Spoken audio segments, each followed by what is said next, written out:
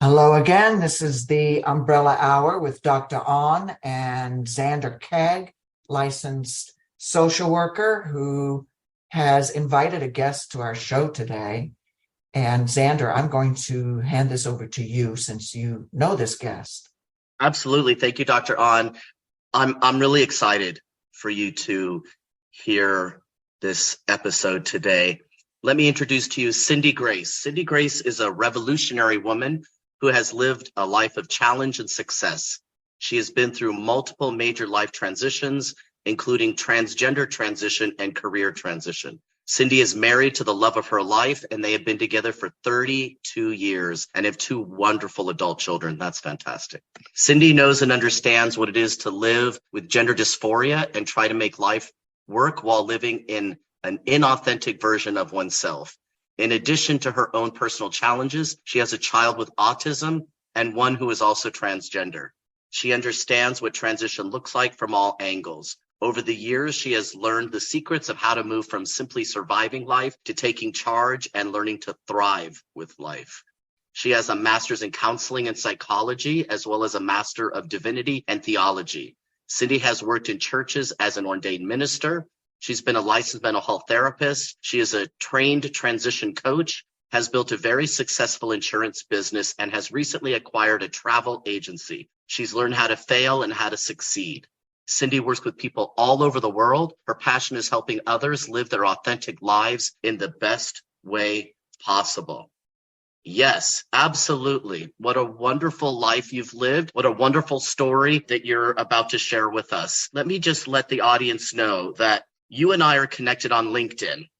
And you posted one day about, in response, I don't remember exactly. I think it had something to do with somebody was making a statement or an argument about maybe that biological sex was not real or something along those lines. And people are familiar. That comes up in our community all the time, this concept of no such thing as biological sex. And you posted about how there's the concept of a basic biology and an advanced biology. So let me, welcome you to the show. And if you wouldn't mind, let's just jump right in to that topic at hand.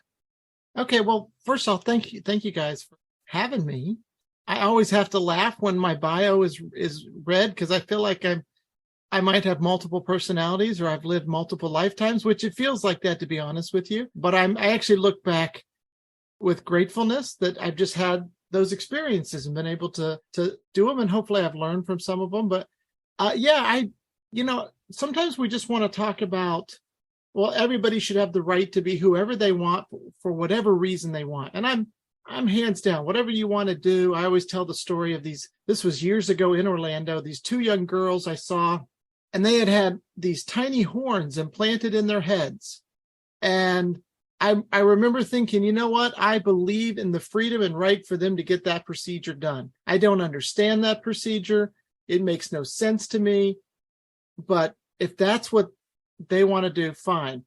But when it comes to transitioning, and as somebody who has wrestled with dysphoria her whole life until recently, and then had a kid, so I had to wrestle with that part of it as well. This little baby that I had all my hopes and dreams for that were very gender-based, and then realized that, oh, wow, let's flip the script here again. I decided I really wanted to understand the science as much as we can behind what is going on, and not just talk about acceptance or clothing or what have you, assimilation, but what's really happening here. And I already kind of knew, although I did a lot more research, that within the animal kingdom, I love it when people say, well, it's not natural. I go, well, then you haven't taken a very good look at the animal kingdom and the natural world, because it's full of not only gender transitioning, sex transition. I mean, it's full of that. So it's actually a very natural thing. When I was little, and I know probably the same for both of you, there was just nothing out there. I mean, nowadays it's almost like too much information. So people have a hard time choosing or making decisions because there's so much. We had maybe 5 volumes of the Encyclopedia Britannica, and then we had to go downtown to the library. And I remember trying to look for what's going on with me? Because I grew up in a very fundamental, religious, Southern kind of environment. And it was obvious that what I was experiencing every day of my life as a kid was not the reality that anybody else seemed to experience.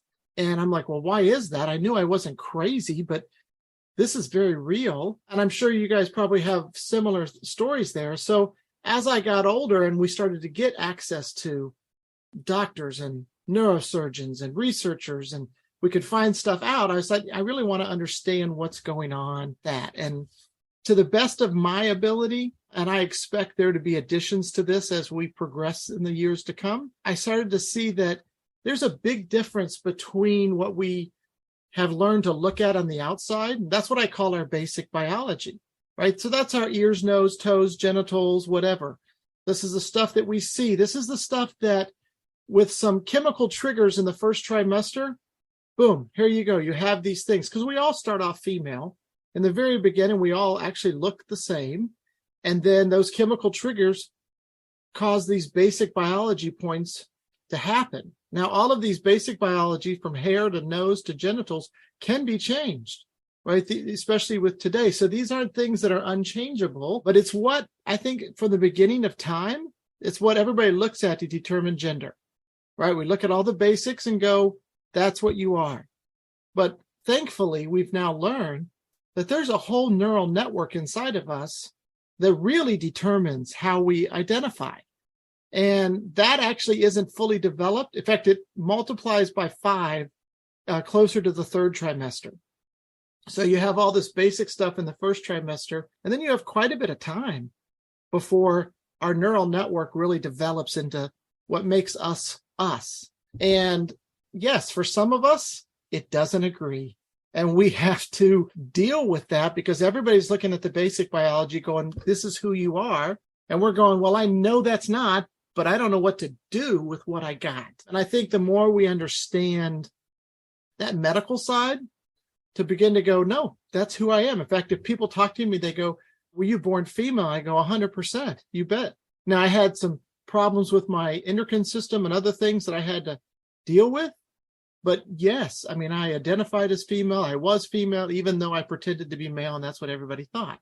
So I think it makes a big difference. It also makes a big difference in how we understand ourselves. I was actually having a conversation right before this interview with somebody who has transitioned quite a long time ago, but was still saying phrases like, well, when I was a man. And I always correct him. I go, when was that? Because you were never a man. You did pretend to be a male. People thought you were a man, but you were not a man. And if that's the language that she's using in her own head, let alone when she talks to other people, that's reinforcing her own self-image. And I go, we got to get out of that habit because when you know better, you do better. And we are starting to know better.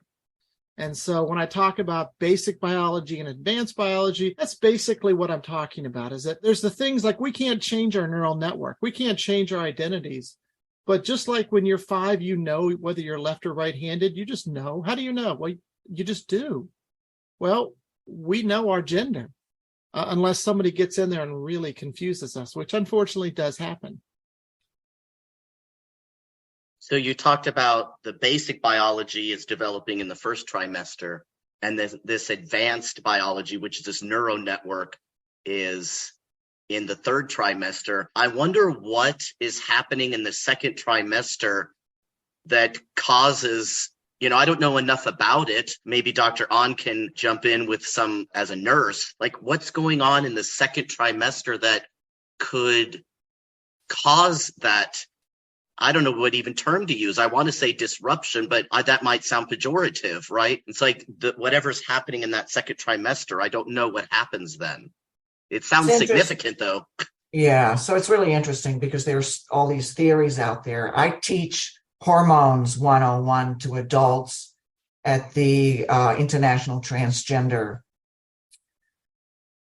Institute in Miami Shores. And the analogy I always use is that our brains by design are communicating, or single brain, obviously, but our brain communicates with our body and vice versa. And we have this neuronal network, which is just magnificent. We have these neurotransmitters that are in our brain We've got many of them, and then we have them in our solar plexus, our gut, and of course in our spine, and they all communicate. But to fire them up, it starts here in the brain, and our brain relies on sex hormones. In fact, we know that memory improves with estrogen. It's helped with memory, and it's also helped with those connections, simply meaning the neurotransmitters are connecting.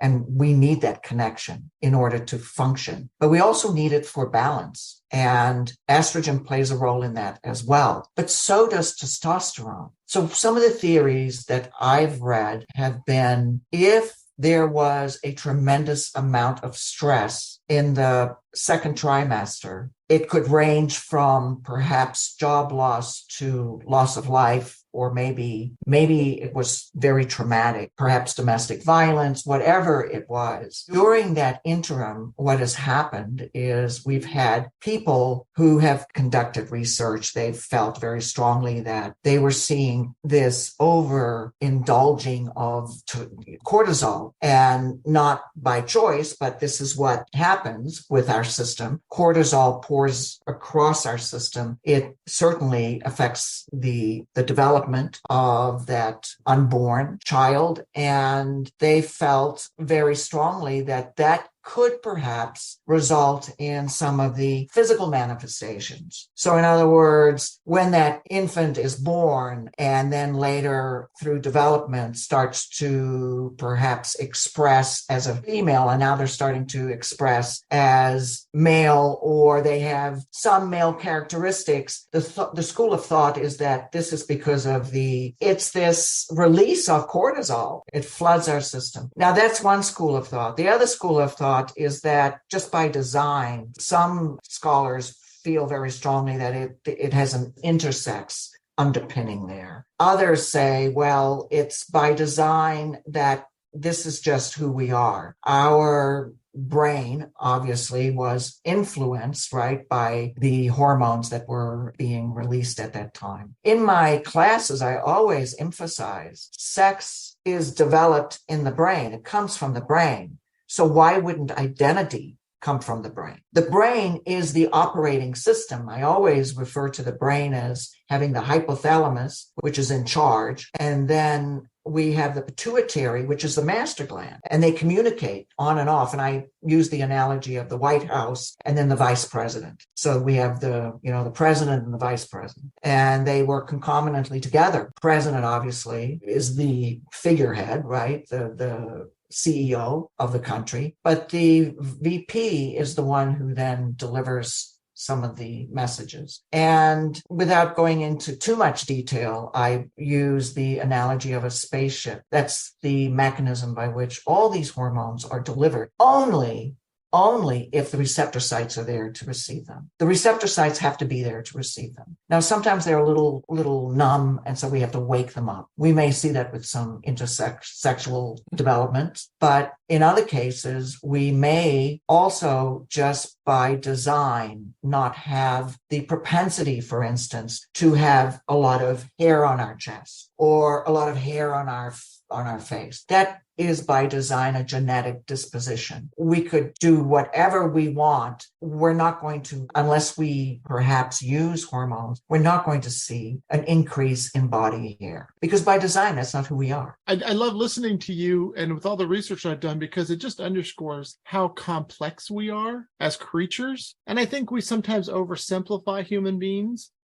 Anybody who's been on hormone therapy or has studied it knows that how strongly, if you don't have the right hormone mix, not only just messing up your thoughts and memories, it's messing up your emotions. It's how your body is functioning. And when you get it right, it's almost like somebody just cleared the fog away and opened the curtains, and you're like, oh, okay, things make a lot more sense now. Things are easier. And I think that you're right. You're right. I have a doctor, actually my main doctor, who's done a lot of research in this. And he's really good at just telling about all the possible reasons why the receptors might not. There were drugs that were given to women let's say mid-70s, that could have caused this. There's just so many different possibility of things. And then you do have that other thing where you just go, maybe we're just complex and beautiful, and that just we're that way. And we're finally waking up to the fact that this is the case. And hopefully 100 years from now, 50 years, whatever, maybe it's just a regular part of society, maybe not, I don't know. But I just think human beings are just way more complex than we give us credit for. We are taking our first commercial break. We will pick up where we left off, replaying the last part so that listeners can catch up. We'll be back shortly. UK Health Radio, the station that makes you feel good.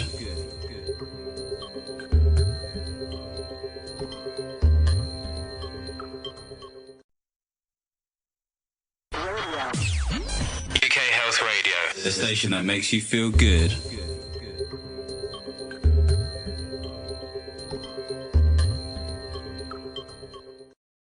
We're back with Cindi Grace Miller, and we will replay just the last portion of where we left off so that listeners can catch up. Welcome back to the Umbrella Hour. But I just think human beings are just way more complex than we give us credit for. Yeah, I would have to agree.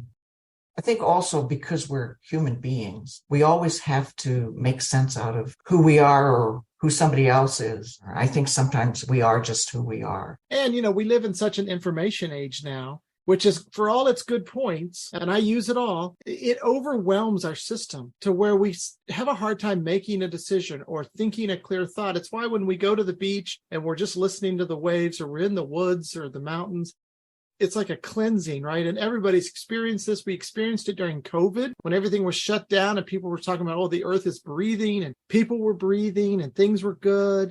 Well, we're so bombarded, and that is not always a good thing. Having an answer is not always the right answer. I know that Zander and I, when we've spoken with guests, I've heard this before, and I know I resonate with it. When I started testosterone, it was the perfect solution. It calmed my brain. I can't describe it. Mm-hmm.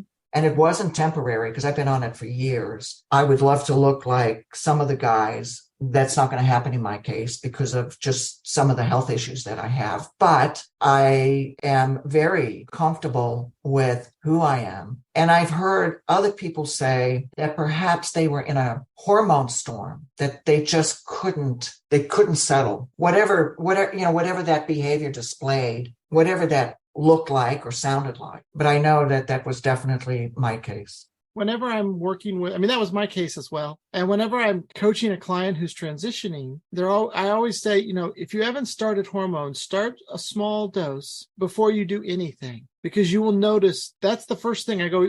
We all wish that we would change magically, physically. It doesn't happen, definitely not quickly, but the emotional and mental changes happen way quicker than people realize.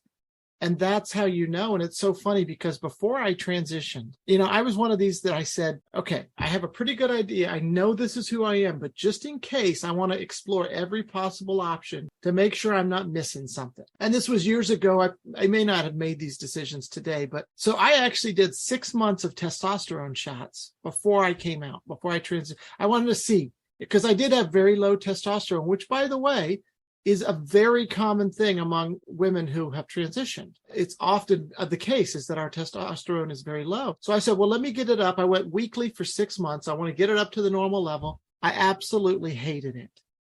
Not only did I hate some of the things physically, I just hated, life was not good, which was for me the right thing, because I realized, okay, that is not the path.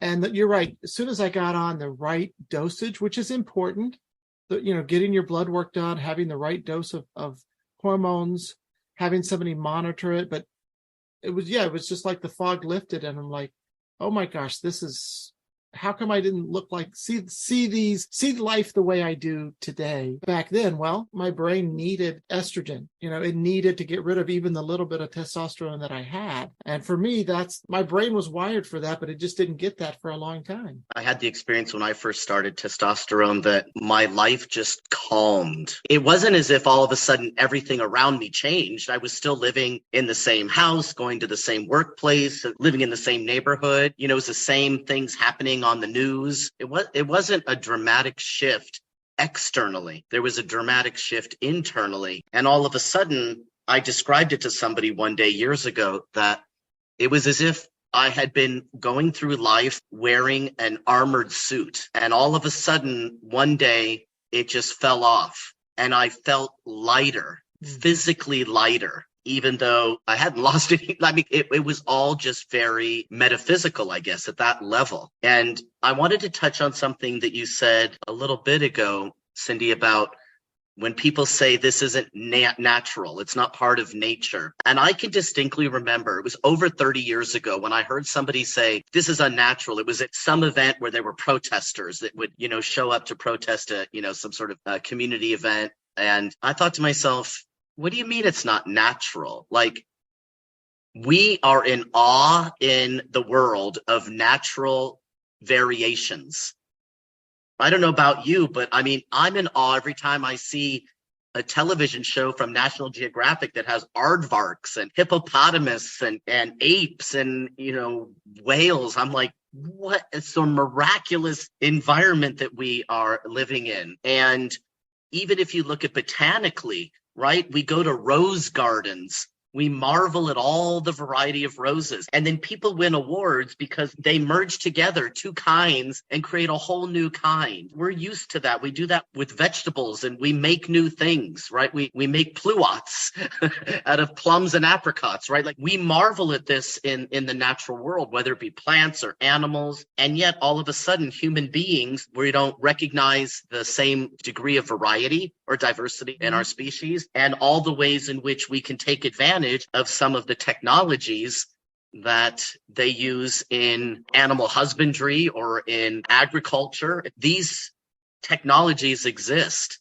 You and I exist because we are taking testosterone and estrogen that had to be synthesized in a laboratory because they figured out from extracting it from bodies many, many years ago, most likely animal bodies like the guinea pigs, what the molecular structure of that was. And then they could create it in a lab and we could take it in pill form or implanted form or injected form. And I mean, that's a miraculous medical science right there. Our surgeries are the same way, barring, of course, that there are complications. So we don't want to mislead people that they always work out perfectly. There could be complications. I will tell you, a good surgeon, when I had bottom surgery, afterwards, I was in awe of my surgeon.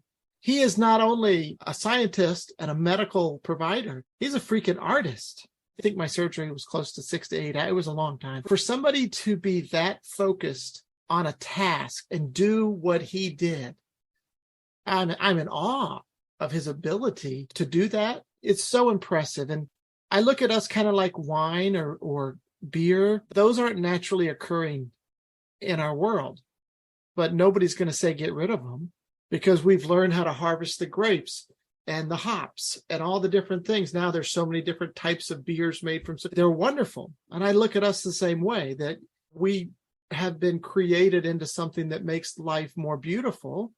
And I don't know what your experience is, but I can guess it's probably similar, is that I wake up every day way more grateful than most people are. And I think it's because I've had that experience of being in a body that didn't fit me and in a mind and a world and trying to be successful, working just as hard as everybody else, and then being able to have those shackles taken off. And every day I wake up, I'm like, I am so freaking privileged. I am so blessed that I get to make these choices, that I could even take these drugs, that I live in the world where this exists. I just think, wow, I'm so blessed. And then I look at the cis community, those poor saps, they don't get this. They have to fight and struggle a lot harder because they're not blessed with the ability to see both sides and to have that, I guess, slingshot effect, so to speak. So I think it does bring us a particular perspective that is unique. One of the things you were talking about earlier is you had, maybe this was like a coaching client that was talking to you about their pre-transition life or pre-coming to their own identity as a trans woman life. And they referred to their former self as a man. And I think you and I take a slight little deviation, but maybe not. Let's test it out. So I acknowledge to people that I live in the world as a man socially and legally. I've changed all my government documents.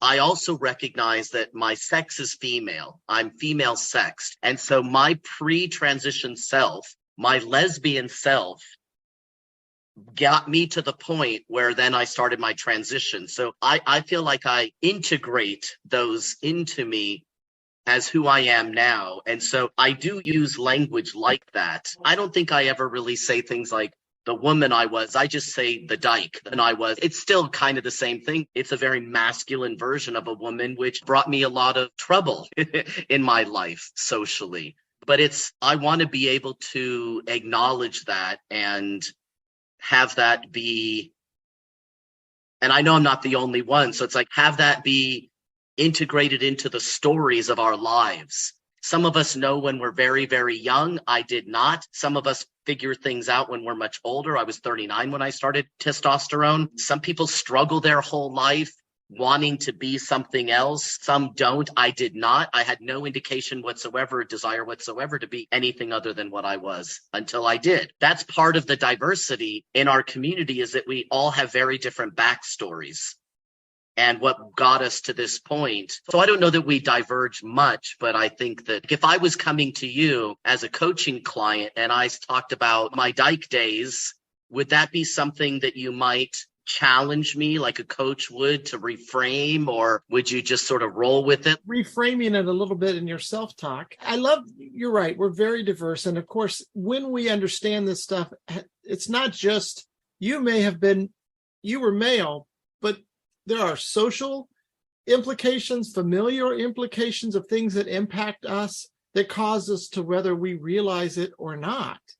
And our brains are powerful. One of the things that, as I was researching, that I discovered is that a large majority of trans individuals do not have very distinct childhood memories. Now, it's not all, but I have run through a lot, and I'm one of those as well. I used to always think that was odd. Yes, I have memories attached to like pictures that were taken, but I didn't have the same level of memories, childhood memories, as maybe my wife. And I often thought, why is that? Is there something what's happening? And I think for a lot of us, from a psychological perspective, our brains just kind of shut down some of that stuff. We may not be aware of it, but that doesn't mean our brain isn't aware of it. And so the brain shuts things down, just like when you have a traumatic experience and you don't remember it because the brain is protecting you. That happens to a lot of folks at various levels. A form of disassociation, perhaps. Essentially it is. And then certain things trigger it and you begin to go, oh, and everything begins to flood in. And hopefully that's a good thing. Some of us are always aware, but maybe not as fully aware as we could have been. You're right. There's so much diversity, so much variety there. But I do believe that how we talk to ourselves about ourselves is really important, because if you don't see yourself, so in my case, I go, if I don't see myself as the woman I am, then nobody else is going to see me that way, ever. It starts with me, and then I can deal with how other people see me. So how I would describe it, I always said, people go, what was it like? Well, it's like I was an international spy. There was a show called The Americans that some people may have seen, where there was these Russian implants that were literally implanted into the American society when they were like teenagers.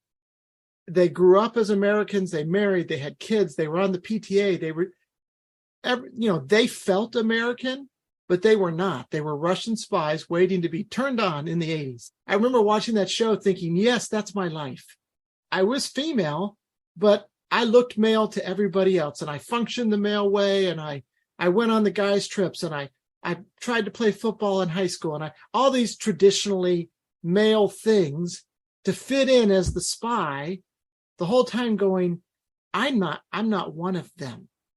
And I don't really fit, but I don't know how else to do this. So I'm going to do the best I can as this American, so to speak, this spy. And until finally I came out and said, oh no, that is not who I am. We're taking our second commercial break. We'll be back shortly. UK Health Radio, the station that makes you feel good.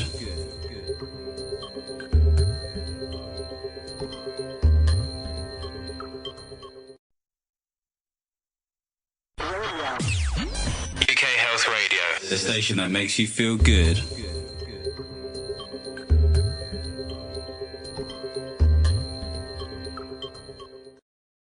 We are back from our second commercial break. Our guest is Cindi Grace Miller. We will pick up where we last left off. And I don't really fit, but I don't know how else to do this. So I'm going to do the best I can as this American, so to speak, this spy. And until finally I came out and said, oh no, that is not who I am.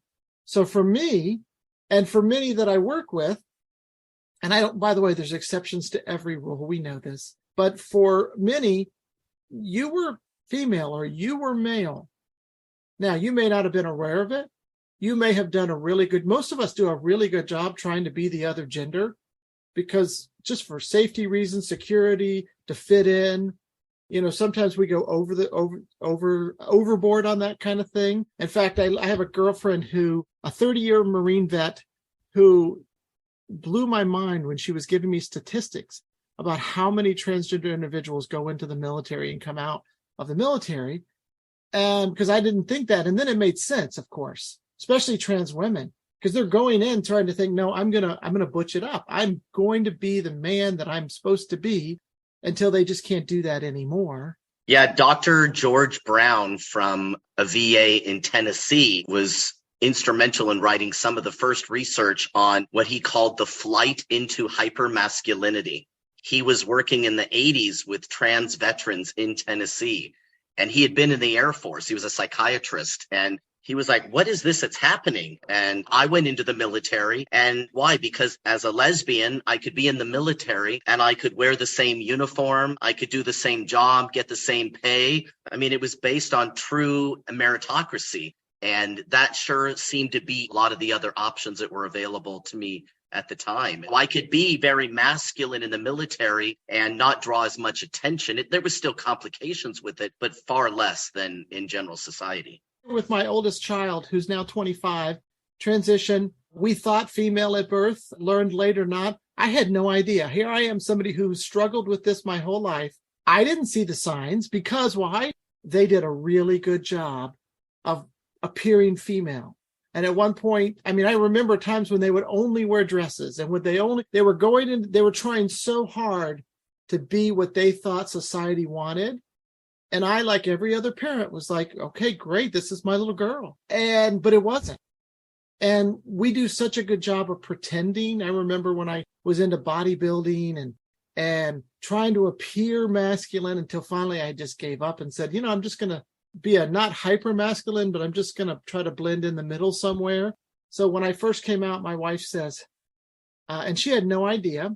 And she was like, okay, this makes sense. I always thought you were a different kind of man. And I said, yes, I was. I was a woman. I was a very different kind of man. And the funny thing is, I had a client just last week, and I had both the client and the wife in the meeting. And the wife made the exact same comment. Well, I always knew that she was a little different and maybe metrosexual or different. Well, yeah, you were picking it up, but you didn't want to believe that it was what it was. Well, and what it is so far-fetched in most people's minds. It's not something that you're naturally going to land on. Oh, I always knew you were a transsexual, or because most people are pretty unfamiliar. I mean, they're more familiar now because it's all over the media, but that's fairly new. I think those within the trans community to remind themselves of, because there's so much talk about it within certain circles that we think, well, the whole world is thinking about it and talking about it. And the whole world is not. The whole world is just trying to get through their day at work and get their kids home and that's what they're thinking about. They're not thinking about trans anything or LGBT anything.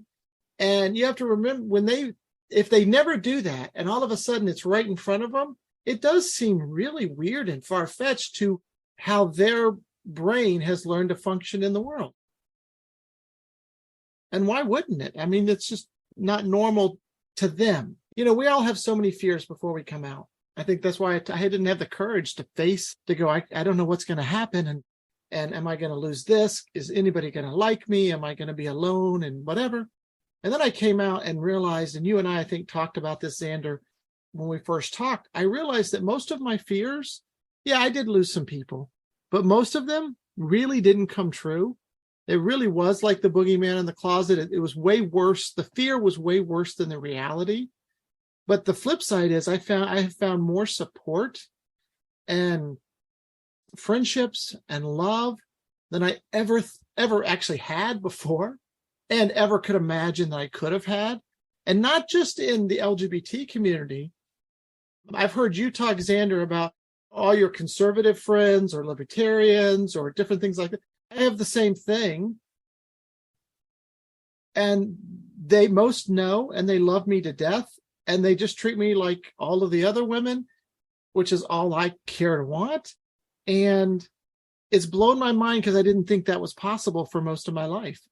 And then to realize that, oh yeah, most people just want genuine, authentic people that they can be in a relationship with and share pursuits and interests with. And if you don't show up yelling at them, if you show up as just a real person, just like them, most people, they love it. In fact, most of my girlfriends, I'm always amazed that every once in a while, they'll say things like, well, you really impress me, or I admire you. And I'm thinking, really? Because to them, this is something they've never had to deal with, right? And so they're just like, how do you do this? And I'm like, well, this is just life. There's nothing spectacular about it. It's just life. But to them, it seems spectacular. It seems extreme. But they don't hide from it. Most of them have a real respect and love. And I think we talked about a story when I've had them, and I've been very fortunate. I've really not had anybody say anything to me in a negative or critical way much at all.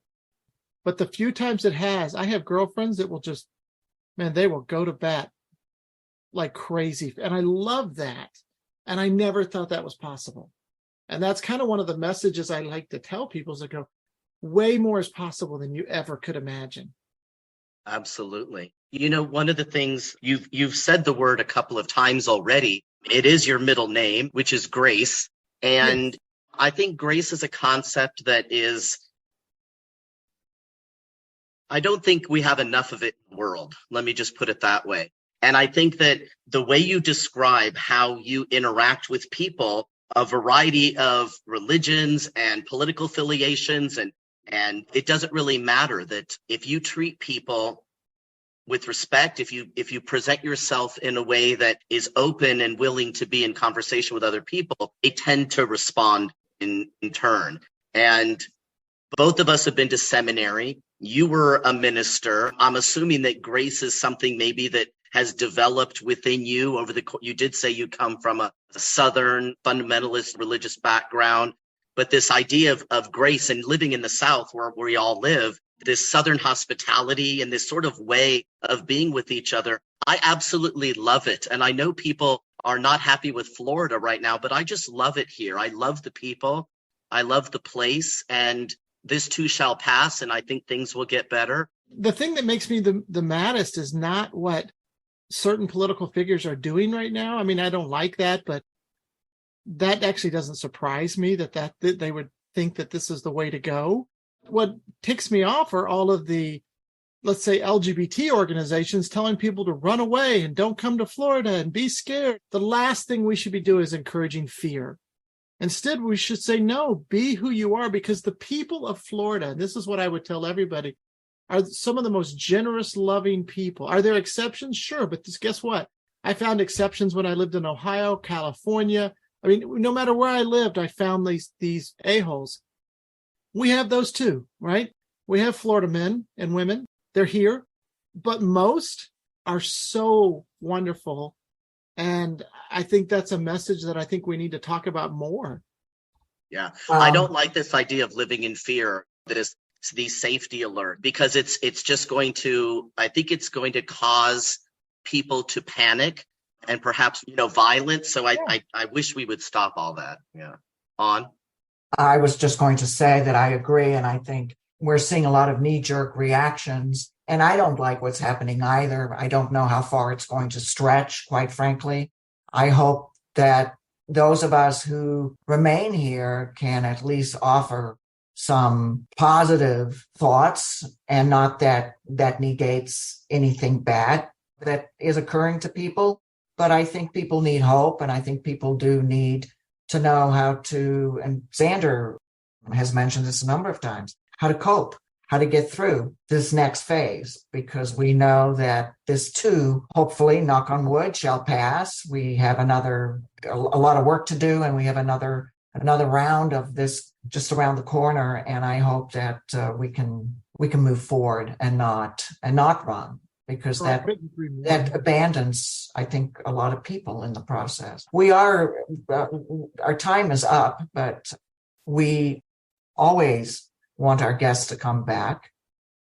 We have never enough time to really talk about a lot of what we discuss. And so we hope to have you back, and we hope that I would love that happen.